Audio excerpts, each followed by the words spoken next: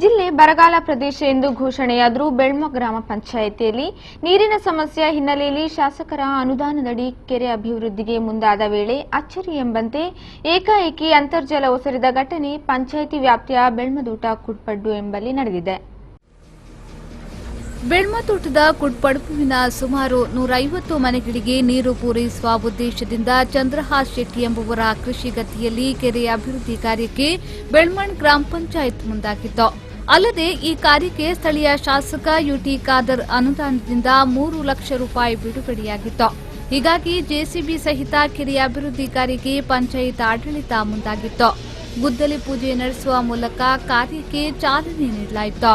ಈ ವೇಳೆ ಗದ್ದೆಗಿಳಿದ ಜೆಸಿಬಿ ವಾಹನ ಗದ್ದೆಯನ್ನ ಕೊರೆದು ಕೆರೆಯ ಮಾದರಿಗೆ ಪರಿವರ್ತಿಸಲು ಮುಂದಾದ ಕೇವಲ 20 ನಿಮಿಷದಲ್ಲಿ ಅಲ್ಲೊಂದು ಅಚ್ಚರಿ ನಡೆದಿದೆ. ಹೊಂಡ ತೋಡಲು ಮುಂದಾಗುತ್ತಿದ್ದಂತೆಯೇ ಏಕಾಏಕಿ ಅಂತರ್ಜಲ ಚಿಮ್ಮಿದ್ದು ದೊಡ್ಡ ಮಟ್ಟದಲ್ಲಿ ಒಸರು ಕಾಣಿಸಿಕೊಂಡಿದೆ. ಇದರಿಂದಾಗಿ ಸ್ಥಳೀಯರು ಅಚ್ಚರಿಗೆ ಒಳಗಾಗಿದ್ದಾರೆ. ಅಲ್ಲದೆ ನೀರಿನ ಸಮಸ್ಯೆಯ ಹಿನ್ನೆಲೆಯಲ್ಲಿ ಈ ಕೆರೆ ಅಭಿವೃದ್ಧಿ ಕಾರ್ಯಕ್ಕೆ ಮುಂದಾಗಿದ್ರೂ ಏಕಾಏಕಿ ನೀರು ಚಿಮ್ಮುವುದು ಸ್ಥಳೀಯ ಸಂತಸಕ್ಕೆ ಕಾರಣವಾಗಿದೆ.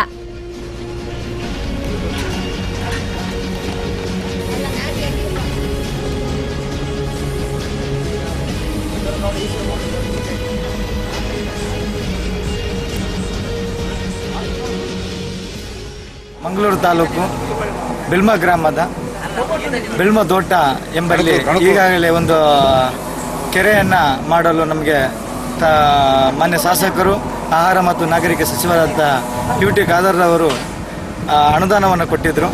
ಅದರ ಪ್ರಕಾರ ಇವತ್ತು ನಾವು ಶಂಕುಸ್ಥಾಪನೆಯನ್ನು ಮಾಡಿ ತಕ್ಷಣ ಒಂದು ಅರ್ಧ ಗಂಟೆಯಲ್ಲಿ ಕೆರೆಯನ್ನು ಸ್ಟಾರ್ಟ್ ಮಾಡಿ ಒಂದು ಅರ್ಧ ಗಂಟೆಯಲ್ಲಿ ನೀರು ಸಿಕ್ಕಿದೆ. ಬಹಳ ಸಂತೋಷವಾಗ್ತಾ ಇದೆ. ಈ ಒಂದು ಪ್ರದೇಶದಲ್ಲಿ ಹಲವಾರು ವರ್ಷಗಳಿಂದ ನಾವು ಕುಡಿಯುವ ನೀರಿಗೆ ಬಹಳಷ್ಟು ತೊಂದರೆಗಳನ್ನು ಅನುಭವಿಸಿದ್ದು. ಗದ್ದೆಯಲ್ಲಿ ಕಾಮಗಾರಿಗೆ ಚಾಲನೆ ನೀಡಿದ ಕೆಲವೇ ನಿಮಿಷದಲ್ಲಿ ನೀರು ಚಿಮ್ಮಿರುವ ಬಗ್ಗೆ ಸ್ಥಳೀಯ ಜನಪ್ರತಿನಿಧಿಗಳು ತಕ್ಷಣ ಶಾಸಕ ಖಾದರ್ ಗಮನಕ್ಕೆ ತಂದಿದ್ದಾರೆ.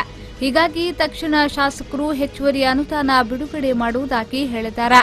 ಈಗಾಗಲೇ 3 ಲಕ್ಷ ರೂಪಾಯಿ ಅನುದಾನ ಬಿಡುಗಡೆಯಾಗಿ ಕೆಲಸ ಆರಂಭವಾಗಿದ್ದು ನೀರು ಸಿಕ್ಕಿದ ಕಾರಣ ಹೆಚ್ಚುವರಿ ಅನುದಾನದ ಅಗತ್ಯವಿದೆ.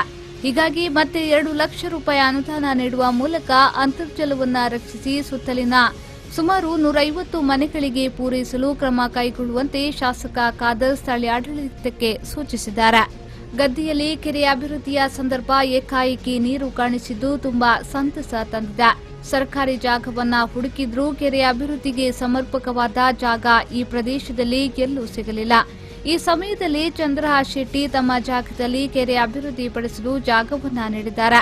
ಈ ಮೂಲಕ ಸುಮಾರು 150 ಮನೆಗಳಿಗೆ ಈ ನೂತನ ಕೆರೆಯಿಂದ ನೀರನ್ನ ಪೂರೈಸಲಾಗುತ್ತಿದೆ.